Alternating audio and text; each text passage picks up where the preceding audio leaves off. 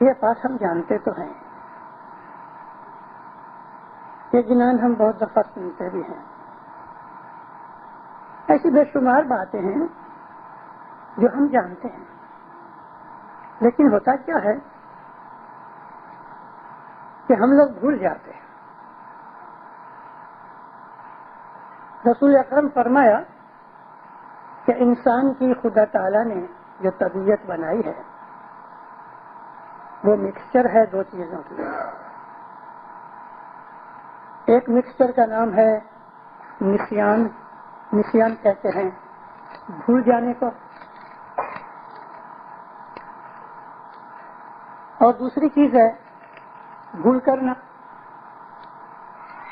جس کو ہم خطا کہتے ہیں۔ الانسان مرکب خطائے والنسیان، نبی کہتے ہیں انسان کو مرکب کیا خطا اور نسیان سے۔ ہماری فطرت میں کمزوری ہے،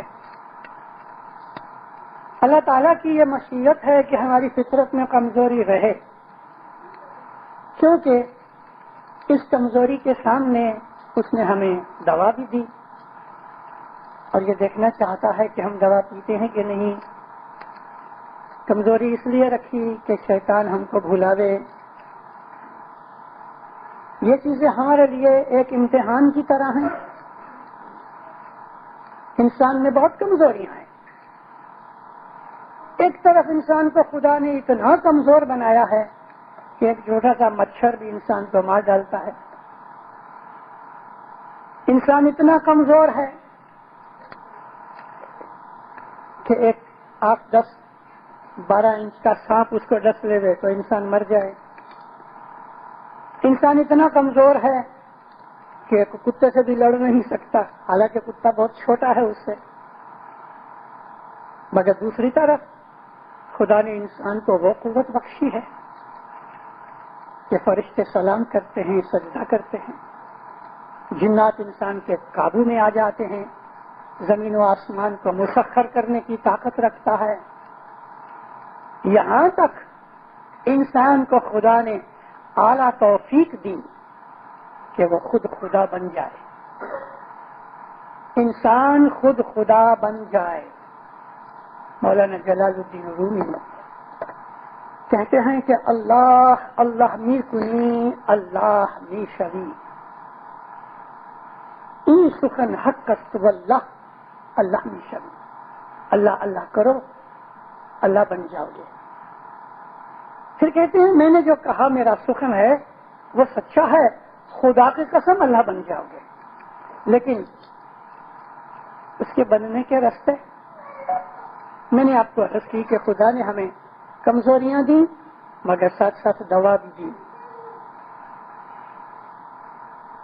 اگر ہم دوا نہ کھائیں تو ہم کمزور ہی رہیں گے، اور اگر ہم دوا کھائیں گے ہماری کمزوریاں مٹ جائیں گی، اور وہ دوا مذہب ہے۔ ہماری کمزوریوں کی جو دوا ہے وہ مذہب ہے۔ خدا نے انسان کے ساتھ ساتھ اپنی طرف سے ہدایت کرنے والے استاد بھیجے۔ ایسا کوئی بھی انسان نہیں کہ جس کو استاد نہ ملا ہو۔ خدا نے اپنے اوپر یہ فرض رکھ لیا کہ میں تمہیں ہدایت دوں گا، مگر ہدایت پہ عمل کرنا نہ کرنا وہ تمہارے اختیار میں ہے۔ ہدایت دوں گا، اور اس نے ہدایت کا انتظام کیا۔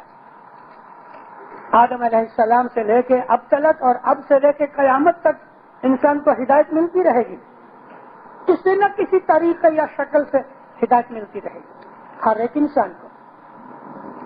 میں جب یہ کہتا ہوں کہ ہر ایک انسان کو، تو دیکھو دیندارو، ہم اپنے حضرت امام کی بات نہیں کرتے اس وقت، میں عام دنیا کی بات کرتا ہوں۔ دنیا میں بہت سے مذاہب ہیں، ہر ایک مذہب کے اندر ان مذہبوں کے اوپر چلانے کے لیے ہر ایک مذہب کے اندر ایسے آواز کرنے والے مشنری، پنڈت، سادھو، ملا، مولوی، جو کچھ بھی ان کو کہہ دو، مذہبی آدمی ہیں کہ جو اپنے اندر کی کنوکشن سے یا ایک پروفیشن بنا کے کسی کی نوکری کر کے مگر دنیا کے اوپر کچھ نہ کچھ نیکی پھیلاتے رہتے ہیں. ان تمام مذہبی آدمیوں میں سے اگرچہ وہ سب کے سب اپنے مذہب کے اوپر بالکل کامل اعتقاد والے نہ بھی ہوں، لیکن وہ لوگوں کو مذہبی ہدایت کرتے رہتے ہیں. یہ اللہ تعالیٰ کی طرف سے حجت پوری ہوتی ہے. ہم اسماعیلیوں کا تو کہنا ہی کیا ہے، ہمارے اوپر تو بیٹھا ہی ہے. اس کے لیے میں نے کہا کہ مولانا حضرت امام کی بات نہیں کرتے کیونکہ وہ ہمارے پاس ہے. میں ان کی بات کرتا ہوں کہ جو کرسچن ہیں، ہندو ہیں، بدھسٹ ہیں، سکھ ہیں اور دنیا کے اندر ایسے کئی لوگ ہیں، جیو ہیں، لیکن ہر ایک مذہب کے اندر کوئی نہ کوئی ہدایت کرنے والا ہے. اس کے علاوہ ریڈیو کے اوپر، ٹیلی ویژن کے اوپر اتوار کے دن یا جمعے کے دن یا کسی اور طریقے سے کچھ نہ کچھ انسان سنتا رہتا ہے. کبھی کبھی انسان کو زندگی میں، ایک بے دین انسان کو بھی زندگی میں کوئی ایسا دوست یا کوئی ایسا کہنے والا ضرور مل جاتا ہے جو اس کو دو نیکی کی باتیں سناتا ہے. مانے نہ مانے اس کے اختیار کی بات ہے. اے یارا متا کوئی آنکھیں تیس دن گیرا تامو جیو متا سی یا نہ سو. مت کہنا اس دن اللہ کے سامنے جب کھڑے کیے جائیں گے تو ہم کہہ نہیں سکیں گے یا مولا مجھے معلوم نہیں تھا، کیونکہ اس نے ہدایت کا کام اپنے خود کے اوپر لے رکھا ہے. وہ ہدایت کر دے گا، کانوں میں بات ڈال دے گا. مانو نہ مانو تمہارے اختیار کی بات ہے. ہمارے ہاں اب میں صرف اپنے مذہب ہی کی بات کر رہا ہوں کہ ہم اسماعیلی اس پروردگار عالم کے بے انتہا شکر گزار ہیں کہ ہم اس کی ہدایت کے ڈائریکٹ اندر ہیں. بالکل سیدھے طریقے سے ہم اس کے بہت ہی نزدیک ہیں، کیونکہ جب سے خدا نے دنیا بنائی اور نبوت جاری کی تب سے ہم اسماعیلی آج اسماعیلی ہیں. پاسٹ کے اندر ہمارا نام بھلے کچھ اور بھی ہو، لیکن ہماری یہ جماعت، ہمارا یہ گروپ ہر زمانے کے اندر موجود تھا.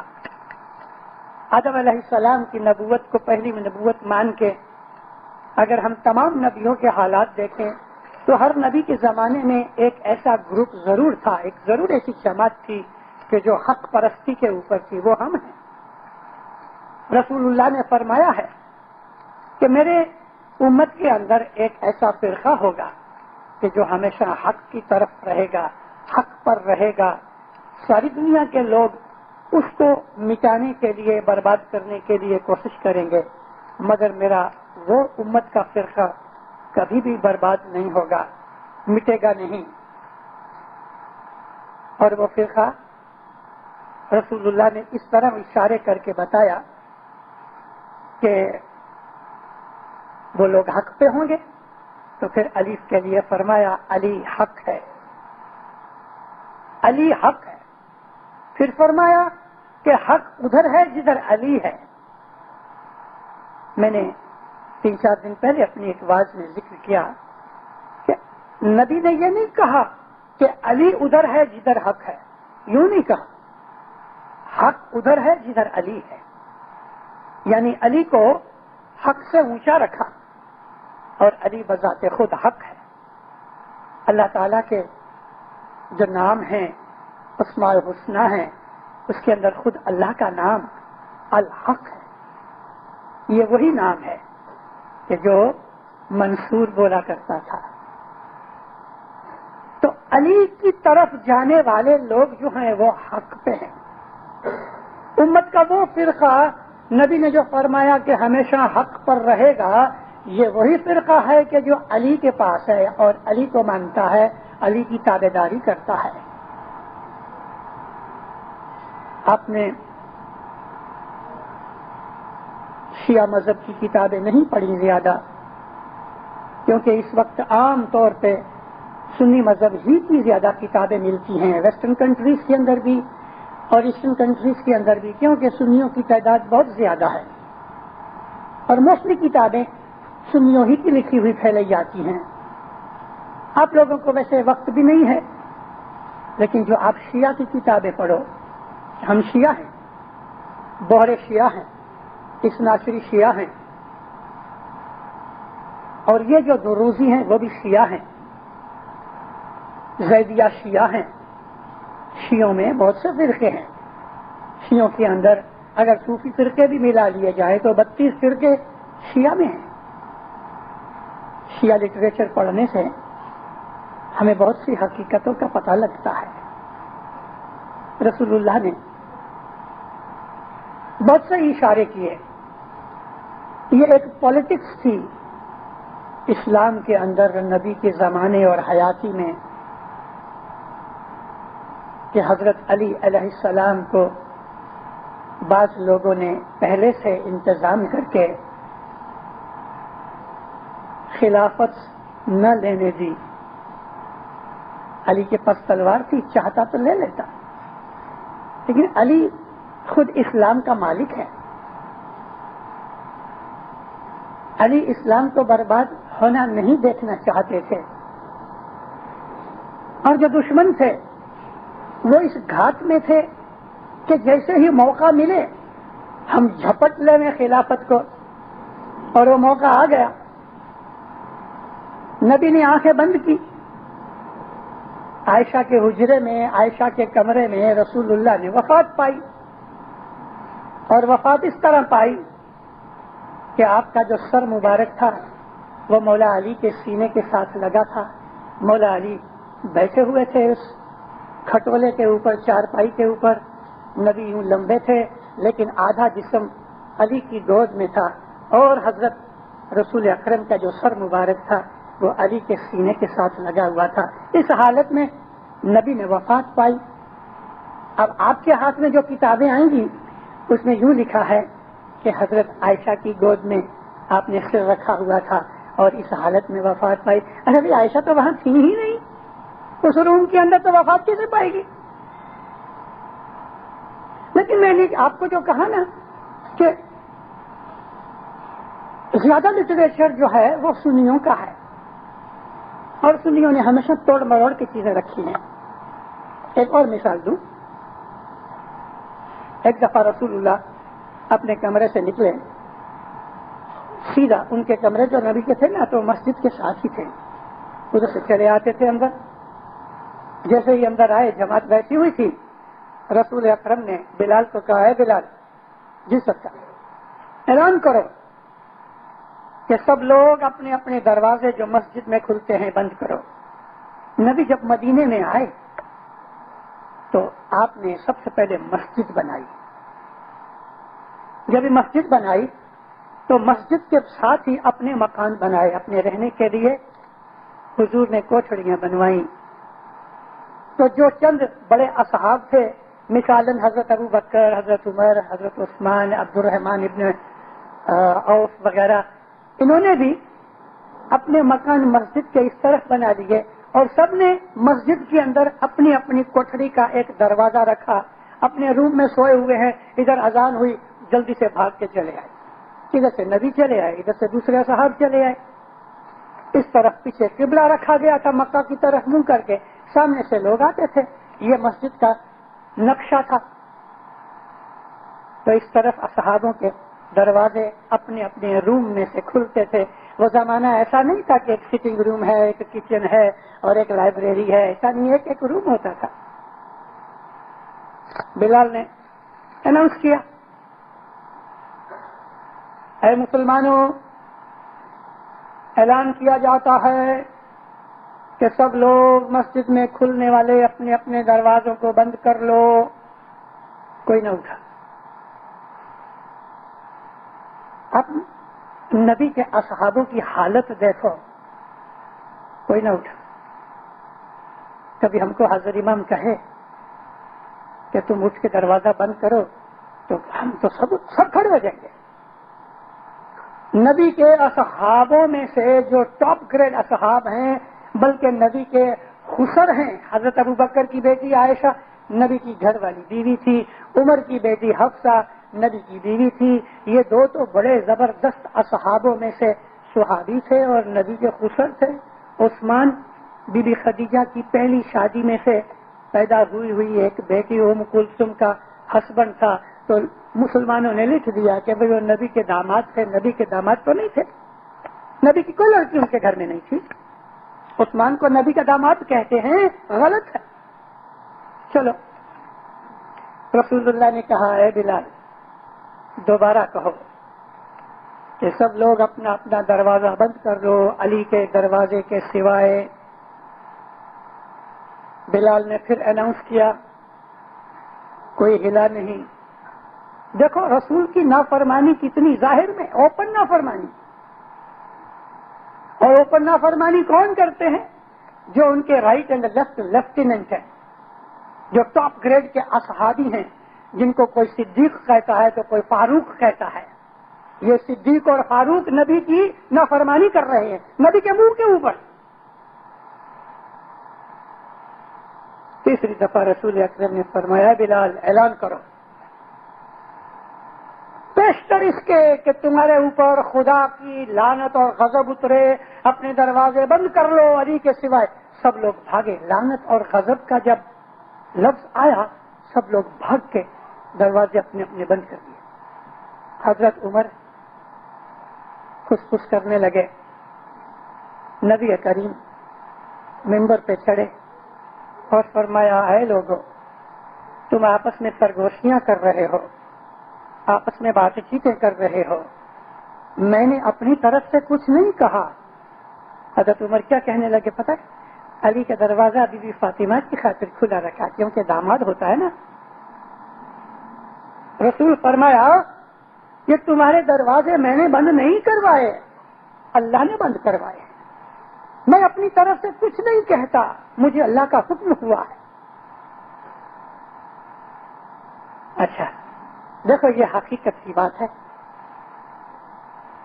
سنیوں کی بہت سی کتابوں میں خصوصاً بخاری کے اندر ذکر کیا گیا کہ رسول اللہ نے فرمایا کہ ابو بکر کے دروازے کے سوا باقی سب کے دروازے بند کر دو. ارے ابو بکر کا دروازہ کہاں تھا؟ مشرق کی طرف کہ مغرب کی طرف؟ بات علی کی تھی لیکن لگا دیا نام ابو بکر کا.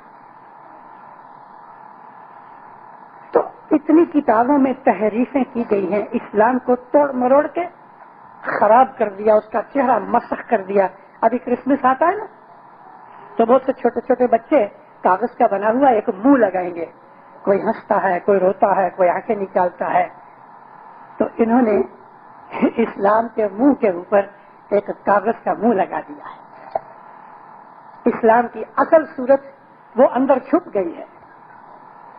اصل صورت یہ ہے جہاں آپ لوگ بیٹھے ہو. آپ کے دل میں کبھی بھی ایک لہجے کے لیے بھی یہ خیال نہیں ہونا چاہیے کہ ہم مسلمان نہیں. خدا کی قسم ہم سچے مسلمان ہیں، سچے مسلمان ہیں. میں بسا اوقات اپنی وعظوں میں کہتا آیا ہوں، اور پاکستان کے اندر تو میں نے بڑی ایسی وعظیں کی ہیں، یوں بھی کہتا رہتا ہوں. بات یہ ہوتی ہے کہ گھنٹے دو گھنٹے کے اندر تو میں سارا مذہب آپ کو سکھا نہیں سکتا، گھنٹے دو گھنٹے کے اندر میں ساری ہسٹری بیان بھی نہیں کر سکتا، گھنٹے دو گھنٹوں کے اندر میں سارے مذہب کا ایسنس نکال کے 3-4 کی بوندیں بنا کے میں آپ کے منہ میں تو نہیں ڈال سکتا. آپ کو بھی اپنا مذہب پڑھنا چاہیے نا. مشنری ہوتے ہیں، یاد کراتے ہیں، لیکن جماعت میں ہر ایک اسماعیلی مذہب میں ہر ایک جماعت کے ہر ایک ممبر کا فرض ہے، عورت کا بھی مرد کا بھی، کہ تم اپنے مذہب کی بابت کتابیں پڑھو. رسول اللہ فرمایا کہ عورت مرد کے اوپر یہ فرض کیا گیا ہے طلب العلم، علم کا سیکھنا. وہ علم یا یونیورسٹی کی باتیں نہیں کرتا نبی، وہ علم مذہب کی بات کرتے ہیں. رسول اللہ فرمایا طلب العلم فریضہ علی کل المسلمین والمسلمات. ہر ایک مسلمان عورت اور مرد کے اوپر علم کا حاصل کرنا فرض کر دیا. جس طرح نماز فرض ہے، جس طرح سے عبادت فرض ہے، اس طرح سے علم کا حاصل کرنا فرض ہے.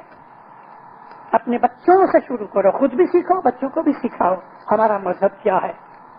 اپنے مذہب کے لیے کتابوں کے لیے پیسے خرچ کرو، بھلے ویڈیو رکھو، ٹیلی ویژن رکھو، موٹریں رکھو، بنگلے رکھو، میں اس کے لیے منع نہیں کرتا، ہمارا مذہب بھی منع نہیں کرتا، لیکن اپنے گھر کے اندر مذہب کی کتابیں بھی بساؤ اور پڑھو، مذہب کے اوپر باتیں کیا کرو، مذہب کے اوپر بحث کیا کرو، جہاں کوئی چیز اٹک جائے اپنے سے زیادہ علم والے سے پوچھو اور اپنے علم کو بڑھانے کی کوشش کرو۔ امام سلطان محمد شاہ صلی اللہ علیہ نے فرمایا، مولا کہتے ہیں دیکھو تم علم سیکھو، جس نے نہیں سیکھا وہ سیکھو، جو سیکھے ہیں مولا فرمایا اور سیکھو۔ علم کی کوئی انتہا نہیں، علم کی کوئی انتہا نہیں ہے، اور خصوصاً مذہبی علم 1000 برس کی عمر بھی کافی نہیں۔ میں ابھی کئی برسوں سے محسوس کرتا ہوں کہ یا مولا معلوم نہیں مجھے موت کب آئے گی، وہ تو تیرے ہاتھ میں ہے، لیکن اتنا ضرور مجھے دینا کہ مجھے اور بہت کچھ سیکھنا ہے۔ اب تک میں نے کچھ نہیں سیکھا، کچھ نہیں سیکھا، جو سیکھا ہے وہ مجھے اتنا تھوڑا لگتا ہے، اتنا تھوڑا لگتا ہے۔ ایک بھوکے آدمی کو ایسا خیال ہوتا ہے کہ میں پلیٹ بھر کے کھا جاؤں گا، اس کو آپ ایک دانہ اگر چاول کا دو تو کیسا محسوس ہوئے؟ واللہ مجھے ایسا لگتا ہے کہ مجھے محض ایک دانہ ملا ہے۔ علم کی کتابیں پڑھو، آپس میں بیٹھ کے بھی علم کی چرچا کرو۔ تو رسول اللہ نے فرمایا میری امت کے فرقے ہوں گے 73 فرقے ہوں گے، 73، اس میں ایک ایسا فرقہ ہوگا جو ہمیشہ حق کی طرف رہے گا، اور وہ فرقہ وہ ہے کہ جو علی کے پیچھے چلے گا، کیونکہ جدھر علی ہوں گے حق ادھر جائے گا۔ علی کو ماننے والے ہم ہیں، سلسلہ بسلسلہ چلا آتا ہے، ہسٹری کی تو تھوڑی بات آپ کو پتا ہے۔ تو مولا نے ہمارے سامنے اپنی ہدایت کرنے کے لیے علی کے زمانے سے لے کے بلکہ اس کے پہلے بھی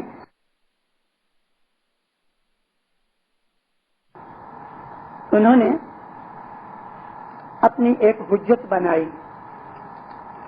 ہم حجت کو کہتے ہیں پیر، حجت عربی لفظ ہے، حجت عربی لفظ ہے، اور حجت کا مطلب ہے پروف، ثبوت، ایویڈنس۔ امام کا ایک اسسٹنٹ ہوتا ہے جس کو ہم ڈیپوٹی کہتے ہیں، نائب کہتے ہیں، اس کو حجت الامام کہتے ہیں، اور اپنے ہم فارسی زبان کے حساب سے ہم اس کو پیر کہتے ہیں۔ ہماری مذہب کی کتابوں میں، ہماری ہسٹری کے اندر آپ بہت دفعہ ایسے نام بھی پڑھتے ہوں گے، حجت الاعظم۔ تو حجت الاعظم پیر نہیں، لیکن پیر کا سیکنڈ، یہ سب سے بڑا درجہ ہے ہماری اسماعیلی ہسٹری کے اندر، اور ان درجوں کے اندر جن کو ہم حجت الاعظم کہتے ہیں، مگر وہ حجت الاعظم پیر نہیں، پیر کو حجت الامام کہتے ہیں، دائی الدعات، سب سے بڑا چیف مشنری، اس کو ہم دائی الدعات کہتے ہیں۔ لیکن جس کو ہم پیر مانتے ہیں وہ پیر امام کی فیملی میں سے ہوتا ہے، امام کی فیملی کے باہر پیر نہیں ہوتا۔ حضرت مولا علی تھے، ان کی حجت پر تھی حضرت حسن، 1903 کا فرمان ہے کہ رسول اللہ کی اور علی کی امامت کی جانشینی حضرت امام حسین نے لی۔ یہ پیری اور امامت، یہ دو چیزیں ہم اسماعیلیوں کے سوا اور کوئی فرقے میں نہیں ہیں، نہ سنیوں کے اندر نہ شیعوں کے اندر۔ لیکن یہ جو بوہرے ہیں ان کو یہ بات کا پتہ ہے، اور انہوں نے اس کا نام دائی المطلق رکھ دیا۔ اب جو بوہروں کا سب سے بڑا ملا ہے اس کو وہ لوگ سیدنا، مولانا، فلانا ایسے بہت سے ٹائٹل دے رکھے ہیں، اس اس کو دائی المطلق کا درجہ دیا گیا ہے، کیونکہ حجت الامام نہیں کہہ سکتے، امام ہے ہی نہیں، امام غائب ہو گیا۔ ابراہیم علیہ السلام نے خدا تعالیٰ کو راضی کیا، نبی تھے، حضرت اسماعیل کی قربانی کے اوپر اللہ راضی ہو گئے، اسماعیل کو بچا لیا، اور اللہ نے فرمایا اے ابراہیم میں تم پہ خوش ہوا اور تمہیں میں امام بناتا ہوں دنیا کے اندر۔ تو اسی وقت حضرت ابراہیم نے عرض کی کہ یا مولا میری آل میں سے بھی یعنی میری اولاد میں سے بھی امام بنانا۔ فرمایا ہاں میں تیری عرض کو قبول کرتا ہوں، لیکن جو ظالم ہوں گے ان کو امام نہیں بناؤں گا بھلے وہ تیری اولاد میں ہوں۔ ظالم کا مطلب عدل اور اس کا سامنا ظلم ہے۔ عدل کا مطلب انصاف، عدل، اور اس کے سامنے ہے ظلم۔ ظلم کا مطلب نا انصافی، جسٹس اور انجسٹس۔ تو اللہ نے فرمایا کہ جو حق پہ رہیں گے ان کو میں امام بناؤں گا، اور میرا یہ وعدہ ہمیشہ کے لیے ہے۔ اس کا ذکر بائبل میں بھی ہے، لیکن قرآن پاک میں تو صریحاً خلاصہ کیا گیا ہے، ظالموں کو میرے عہد سے فائدہ نہیں ملے گا، میرا یہ جو پرومس ہے وہ ظالموں کے لیے نہیں۔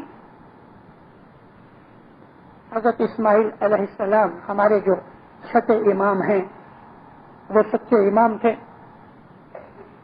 لیکن امام جعفر صادق کی جب آنکھیں بند ہوئیں تو اس وقت مولانا اسماعیل سلمیہ میں تھے اور امام جعفر صادق تو مدینے میں گزر گئے۔ ابھی مدینہ اور سلمیہ کے اندر بہت دوری ہے، 400-500 میل کا فرق ہے۔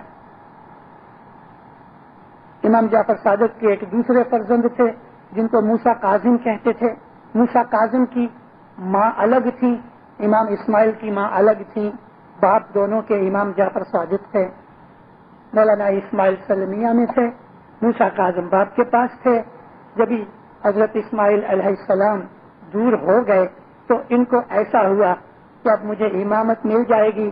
جیسے ہی باپ نے دنیا چھوڑ دی تو حضرت موسیٰ کاظم نے کہہ دیا میں تمہارا امام ہوں، حالانکہ حضرت اسماعیل کے لیے صریحاً نص ثابت ہوتی ہے اور خود اثنا شریعوں کی کتابوں کے اندر بھی موجود ہے کہ حضرت امام جعفر صادق نے بسا اوقات یعنی ایک دفعہ نہیں بہت دفعہ، انگلش میں بولتے ہیں آفٹن، لوگوں کو کہا تھا کہ میرے بعد اسماعیل تمہارا امام ہے، لیکن پھر بھی موسیٰ کاظم نے اپنے آپ کو امام بنا ڈالا۔ کیا ہوا؟ 4 نسلیں ہوئیں اور معاملہ بند ہو گیا۔ موسیٰ کاظم کے بعد ان کے بیٹے علی رضا آئے، علی رضا کے بعد علی تقی آئے، علی تقی کے بعد علی نقی آئے، علی نقی کے بعد ان کے بیٹے 5ویں پیڑھی کے اوپر حسن عسکری آئے۔ حسن عسکری بے اولاد مر گئے، حسن عسکری کو بچہ نہیں ہوا۔ یہ جو اس ناشری اپنے 12ویں امام مہدی کا جو ذکر کرتے ہیں اس کی پیدائش کبھی نہیں ہوئی، کبھی نہیں ہوئی۔ حسن عسکری کو اولاد نہیں ہوئی، وہ بے اولاد گزر گئے۔ اللہ کا وہ وعدہ پورا ہو گیا کہ ظالموں کی نسل بند کر دوں گا۔ یہ میرا جو وعدہ ہے وہ ظالموں کے ساتھ نہیں۔ حسن عسکری نے اور اس کے والدین نے، خاص طور پہ موسیٰ کاظم نے ظلم کر کے غصب کیا حق اسماعیل علیہ السلام کا، نسل بند ہو گئی۔ اب کیا کریں؟ کہہ دیا بھائی امام غائب ہو گیا۔ مذہب تو چلانا ہے نا، کہہ دیا امام غائب ہو گیا۔ امام مستنصر باللہ علیہ السلام کے زمانے میں بھی ایسا ہوا۔ مولانا امام نزار کی ماں الگ تھی اور مفتی علی کی ماں الگ تھی۔ جب امام مستنصر باللہ نے وفات پائی تو امام نزار اور ان کے فرزند جو ہمارے بعد میں امام ہادی ہوئے وہ اس وقت کیرو میں حاضر نہیں تھے، اور امام مستنصر باللہ نے کیرو میں وفات پائی۔ مفتی علی کا جو خسر تھا وہ امام مستنصر باللہ علیہ السلام کی سلطنت کا وزیر اعظم تھا۔ وزیر اعظم نے اپنے داماد کو مفتی علی کو تخت پہ بٹھا دیا، چلو خلافت کی کوئی بات نہیں، لیکن ساتھ ہی ساتھ اعلان کر دیا کہ یہ خلیفہ بھی ہے اور یہ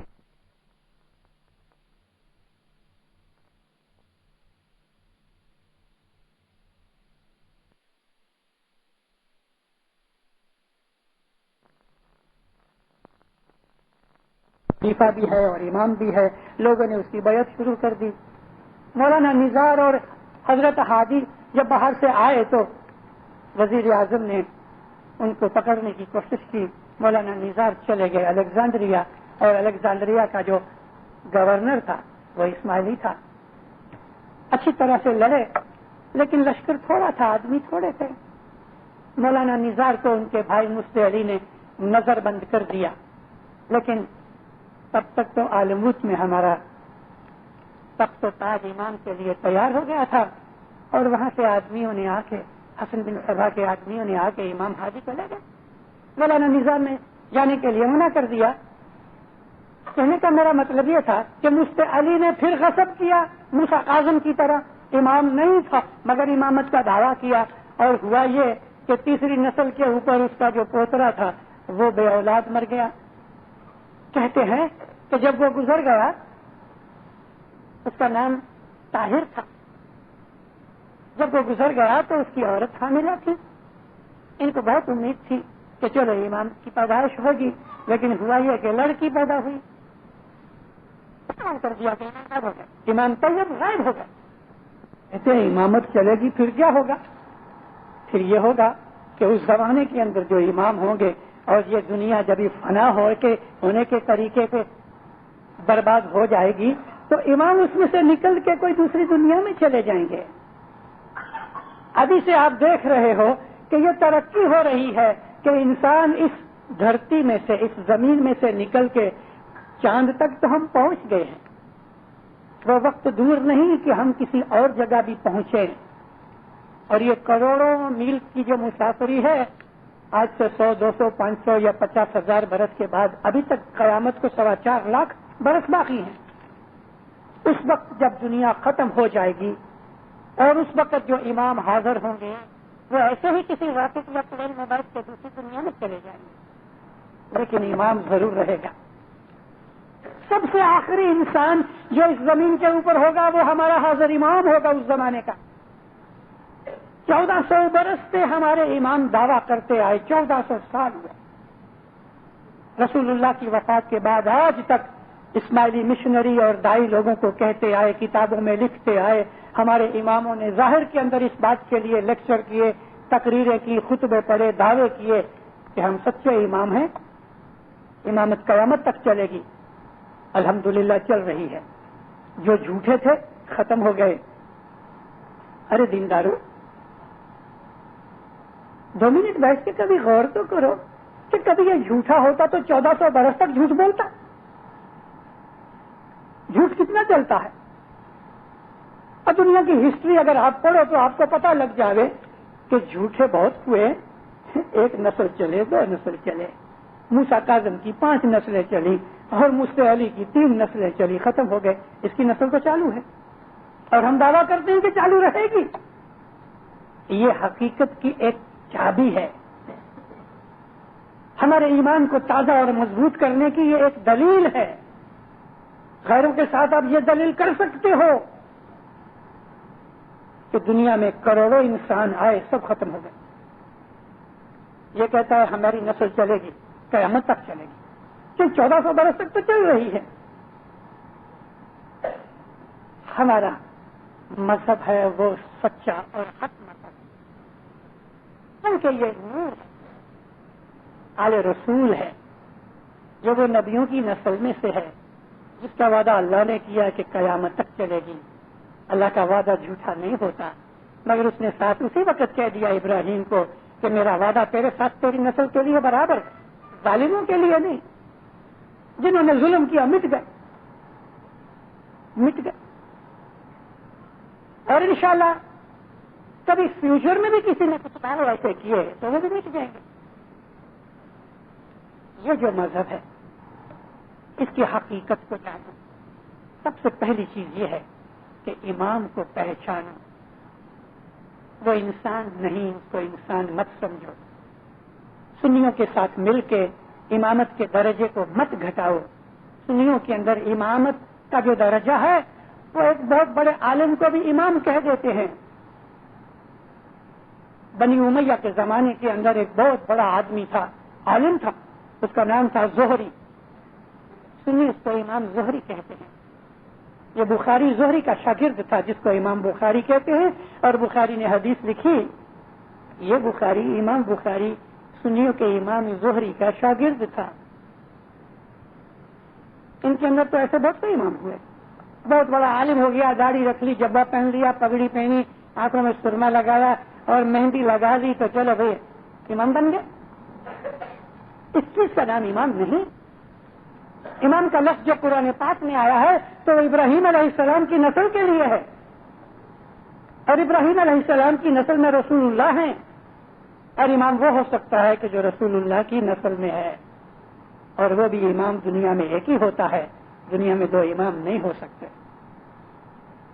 تو ہمارا جو امام ہے اس کی قدر و منزلت سمجھو۔ یہ جو ملا مولوی اور علامہ اور امام بنے ہوئے ہیں ان کے ساتھ ہمارے امام کا برکہ مت لگاؤ۔ ہمارا امام جو ہے وہ اللہ کا نور ہے، مظہر ذات الہی ہے، اس کی شناخت طریقت سے ملتی ہے، اور ہمارا مذہب طریقت ہے۔ اس چیز کو سمجھنے کی کوشش کرو، اور وہ چیز کے لیے ایک چابی ہے، اور وہ یہ ہے صبح کی عبادت۔ علم بھی سیکھو۔ میں بہت دفعہ جو ہمارے اسٹوڈنٹ مشنریز ہوتے ہیں، میرا حال خود کا ایسا تھا جب میں چھوٹا تھا کہ بڑے بڑے مشنریوں کے ساتھ میں نے مسافریاں کی، اور ان مشنریوں کے ساتھ بیٹھ کے علم سیکھا، خود بھی کتابیں پڑھی۔ اب میں بڑا عمر کے حساب سے بوڑھا ہو رہا ہوں، جو کچھ بھی مجھے تجربہ ملا ہے جہاں جاتا ہوں اور اسٹوڈنٹ مشنریز وغیرہ ملتے ہیں تو میں ان کو کہتا ہوں علم سیکھو ضرور، کتابیں پڑھنا تمہارا فرض ہے۔ میں اس عمر میں بھی 6 گھنٹے 7 گھنٹے روزانہ پڑھتا رہتا ہوں، لیکن دیکھو بچوں، میں اپنے اسٹوڈنٹ مشنریوں کو کہا کرتا ہوں اور ٹیچرز کو بھی کہتا ہوں، یوں تو سب کو کہتا ہوں لیکن خصوصاً طور پر جو مشنریز ہیں ان کو کہتا ہوں کتابیں اچھی ضرور پڑھو لیکن ساتھ ساتھ عبادت کرو۔ کتابوں کے پڑھنے سے علم نہیں ملتا، عبادت کرنے سے علم ملتا ہے۔ عبادت کرو، اندر سے علم آئے گا۔ اور عبادت بہت ضروری چیز ہے۔ حاضر امام کی شناخت عبادت کے بغیر نہیں ہوتی۔ اس کے لیے نظر ہی جزی ہے۔ 1926 میں اور سے پہچان لیا، اور اس نے بھی، اس اسناشری نے بھی اپنے علم کے زور سے امام کو پہچان لیا، لیکن اسناشری نے علم اور عبادت دونوں کی۔ وہ اسناشری آپ کو پتا ہے کون ہے جو اسماعیلی ہو گیا؟ مشنری غلام علی شاہ کا باپ سید محمد شاہ۔ جب 26 کے اندر یہ دونوں تقریباً ایک ہی سمے ایک ہی وقت میں اسماعیلی مذہب میں آئے تو امام نے سید محمد شاہ کے لیے میجر مکلائی جو ہمارے ریکریشن کلب کے پریزیڈنٹ تھے ان کو حکم فرمایا کہ اس کو مشنریوں کا استاد بناؤ کہ فارسی عربی اردو سکھائے، قرآن سکھائے۔ تو مشنری غلام علی شاہ کے جو باپ تھے سید محمد شاہ، ان کو ریکریشن کلب میں نوکری دی گئی کہ وہ مشنریوں کو، خواجہ مشنریوں کو فارسی اردو عربی وغیرہ قرآن سکھائیں۔ عابد انسان تھا۔ سید سلیم وارسی کے لیے حکم کیا، دیکھو مکلائی، سلیم وارسی کو جماعت خانے مت آنے دینا۔ اسماعیلی مذہب میں مولا نے قبول کر لیا لیکن فرمایا اس کو جماعت خانے مت آنے دینا۔ امام کے راز امام جانتا ہے۔ بہت سی چیزیں ہم، بہت سی کیا زیادہ چیزیں ہم سمجھ ہی نہیں سکتے امام کی۔ اسماعیلی مذہب میں لے لیا، اس کو اپنا مرید بنا لیا، لیکن جماعت خانے میں آنے کا درجہ اس کو نہ دیا۔ اس کی وجہ امام جانتے ہیں کیوں منع کیا۔ اس کو تو استاد بنایا، وہ صبح شام عابد انسان تھے سید محمد، واز بھی کیا کرتے تھے. میں بہت ان کے پاس بیٹھا ہوں، بڑے عارف شخص تھے. عارف کہتے ہیں خدا کو پہچاننے والے. میرا کہنے کا مطلب یہ تھا کہ امام جو ہے نا، وہ جو جانتا ہے وہ ہم نہیں جانتے. محض دنیا کا علم، کتابوں کا علم سیکھ لینا کافی نہیں، 3 وقت کی دعا پڑھ لینا کافی نہیں. یہ تو الف بے پے ہے، الفابیٹ ہے. الفابیٹ پڑھ لینے سے عالم نہیں بنتے. بھائی جماعت خانے آ جاتے ہو، دعا پڑھ کے تصویر نکال کے کچھ ناندی لے آتے ہو، کچھ ناندی خرید کے چلے جاتے ہو، مجلس میں جرا کھا کے چلے جاتے ہو. آپ یہ سمجھتے ہو کہ پکے اسماعیلی بن گئے؟ خشخاش کا دانہ بھی نہیں ملا. اگر سچ مچ اسماعیلی مذہب کا مزہ چکھنا ہی ہے تو صبح کی عبادت کرو.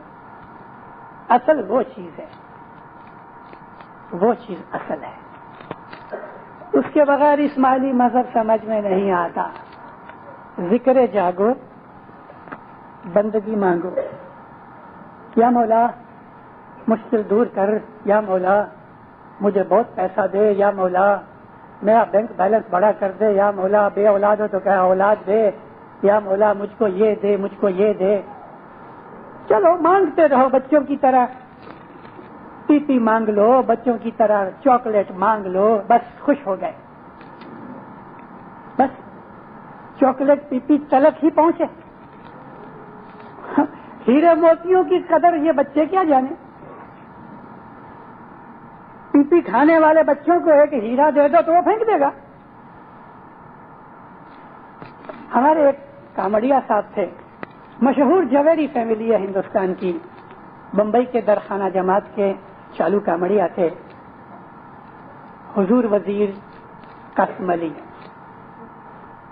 علی چھبیل داس جویری امام کے گھر کی بڑی خدمت کی. ان کے بیٹوں نے بھی امام کے گھر کی بہت خدمت کی. اعتمادی حسین علی نے امام کے گھر کی ساری زندگی خدمت کی، گزر گئے پیرس میں. قاسم علی جویری چالو کامڑیا تھے. ایک دفعہ میرے شہر میں آئے، امرتسر میں. میں اس وقت کچھ 8ویں 9ویں جماعت میں پڑھتا تھا، اور میرے باپ والد صاحب مفتی تھے، تو جتنے بھی باہر سے آدمی آتے تھے وہ ہمارے ہی گھر آتے تھے. صبح ایک دن ناشتہ کر کے تو میرے ابا کو کہا، ہمارا چاندی کا کام کاج تھا، سونے چاندی کا. ابا کو کہا کہ مجھے تھوڑی سی کچھ ہیرے موتیوں کی طرف ایسی دکانیں بتاؤ. تو میرے ابا ساتھ آئے، ہم دونوں ساتھ گئے. میں بھی ابا کے ساتھ تھا. ایک جگہ جھوٹے موتیوں کی ایک چھابڑی والا، یعنی دکان کے باہر ایک چھوٹی سی گاڑی تھی، اس کے اندر اس نے جھوٹے موتی، پیتل کے گرہنے وغیرہ زیورات رکھے. تو وہ جو بیچنے والا تھا 2-2 4-4 آنے 1 روپے کے اندر ایسے جھوٹے موتیوں کے زیورات بیچتا تھا. غریب لوگ لیتے تھے. تو تھوڑا سا ڈھیر پڑا تھا، کچھ وائر پڑی تھی، تو بیٹھے بیٹھے وہ بناتا بھی تھا. ایک آدھ موتی، ایک آدھ کوئی پتھر اٹھایا، اس کے وہ بناتا رہتا تھا اور بیچتا تھا. چلتے چلتے کامڑیا قاسم علی کھڑے ہو گئے. میرے ابا نے کہا، کامڑیا صاحب یہ سب جھوٹے ہیں. کہا ٹھہرو، دیکھو جوہری کی نظر پہنچ گئی.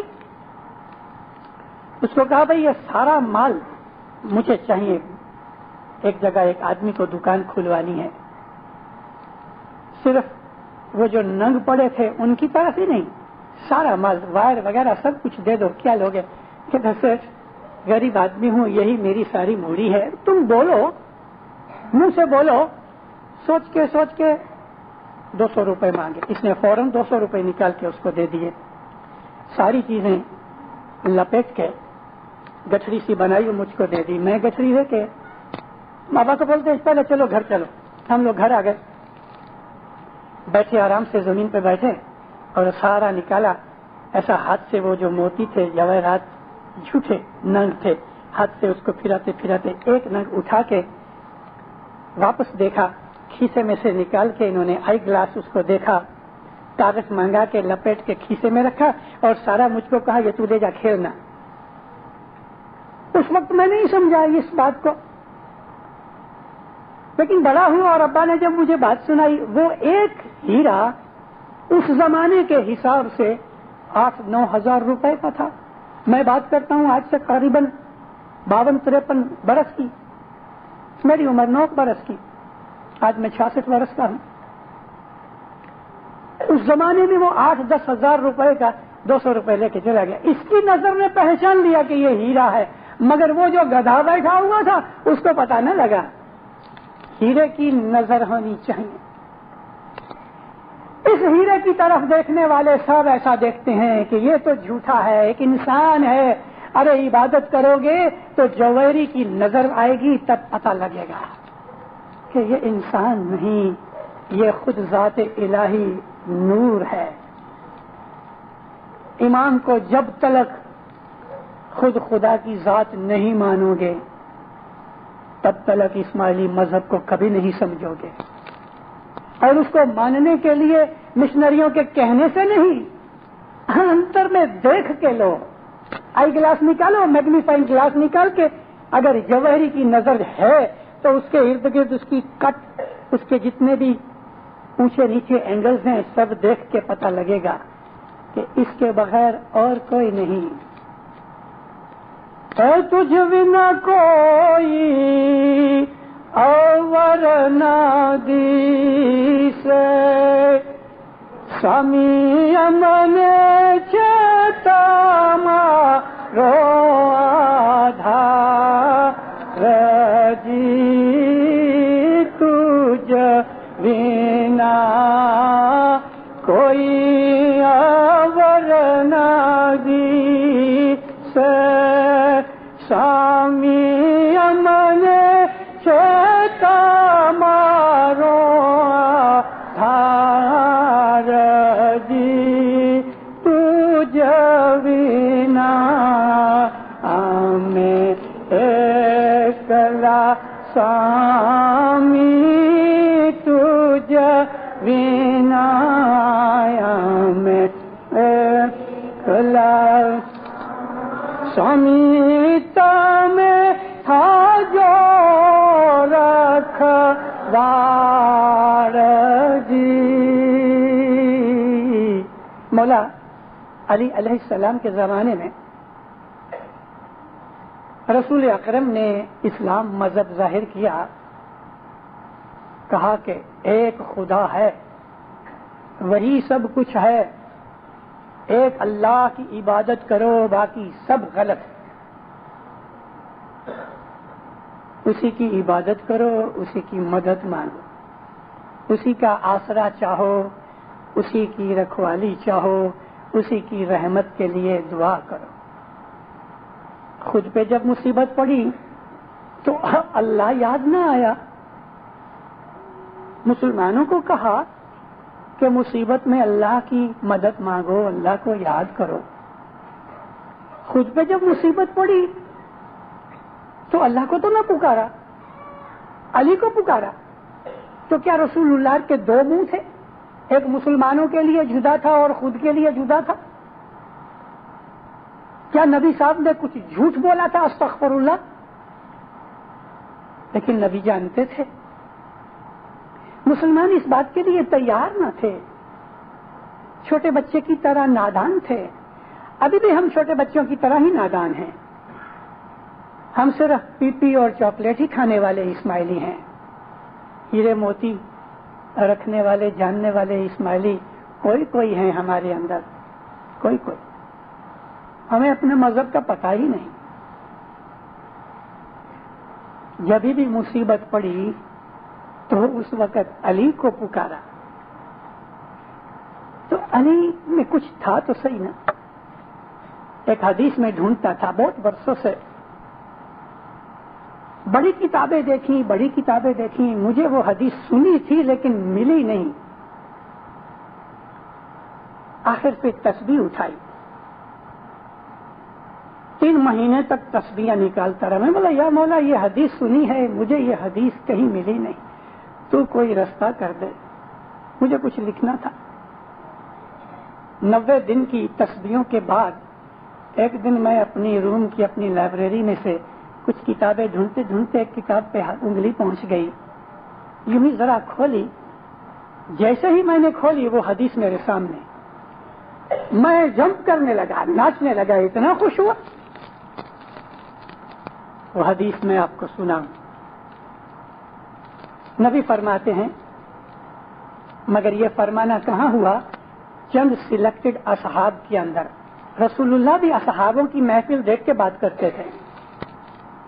چند اصحاب جو جواہرات کو جاننے والے تھے، جوہری تھے نا، ان کے اندر ہی یہ موتی نکال کے رکھا۔ ابو ذر غفاری جیسے، سلیمان فارسی جیسے، عمار بن یاسر جیسے، مقداد جیسے، ساسا بن سہان جیسے، ایسے جو اصحاب تھے وہ جوہری تھے۔ ان جوہریوں کے سامنے موتی نکالا۔ حضور نے فرمایا، میں نے علی کے درجے کو سمجھ لیا ہے، پھر میں نے تم کو بتایا ہے۔ بڑی ریئر حدیث ہے یہ، میں نے علی کے درجے کو سمجھ لیا ہے، پھر میں نے تم کو بتایا ہے کہ علی کون ہے۔ معمولی چیز نہیں، معمولی چیز نہیں، اس میں سب کچھ آ گیا کہ میں نے علی کے درجے کو سمجھ لیا ہے۔ شیعوں کی کتابوں میں ایک حدیث آتی ہے، رسول اللہ معراج پہ گئے، سدرۃ المنتہا کے قریب پہنچے تو جبریل کہتے ہیں، یا نبی اس کے آگے میں نہیں جا سکتا، آگے جاؤں گا تو میرے پر جل جائیں گے۔ رسول اللہ اکیلے آگے گئے اور آگے جا کے جب ایک حجرے میں پہنچے تو یہ ان لوگوں کی کلام کی بات کرتا ہوں، تو دیکھا کہ حضرت علی وہاں مراقبے میں بیٹھے ہیں آنکھیں بند کر کے۔ تو اس سے تو یہ ظاہر ہوا کہ معراج پہ نبی سے پہلے علی بیٹھے تھے۔ شیعہ مذہب کی کتابوں کی یہ حدیث ہے۔ ہم تو جو علی کو مانتے ہیں مانتے ہی ہیں، ہمیں اس میں کوئی شرم کی بات نہیں۔ ایک چیز ضرور کرنا کہ کبھی آپ کے پاس کوئی بہت قیمتی موتی ہے تو رستے میں جو آپ کو کوئی بھکاری مل جائے، آپ اس کو یہ بتاتے رہو گے کہ بھی میرے پاس موتی ہے۔ ان سنیوں کو کہتے رہو گے کہ ہم علی کو اللہ کہتے ہیں، ان سنیوں کو کہتے رہو گے کہ ہم اپنے حاضر امام کو خدا جیسی محبت کرتے ہیں۔ یہ بے وقوفی مت کرنا، یہ بے وقوفی مت کرنا۔ ان کو تو چاکلیٹ دیتے رہو، چھوٹے بچے کی طرح منہ میں چاکلیٹ چباتا رہے، ادھر سے بھی رال نکلتی رہے، ادھر سے بھی رس نکلتا رہے، ہاتھ بھی خراب ہوتے ہوں یا منہ بھی خراب ہوتا ہوئے، کپڑے بھی بگڑتے، ان کو چاکلیٹ دیتے رہو۔ موتی تو ان کو دکھاؤ کہ جو موتی سمجھنے والے ہیں۔ ہمارا مذہب وہ مذہب نہیں ہے کہ حضرت عیسیٰ علیہ السلام کی ایک بات کہوں، قرآن شریف کی طرح ہم کو حکم کیا گیا ہے کہ قرآن شریف کے ساتھ میری اور 3 کتابوں کا بھی اتنا ہی درجہ کرو، اور وہ ہے انجیل۔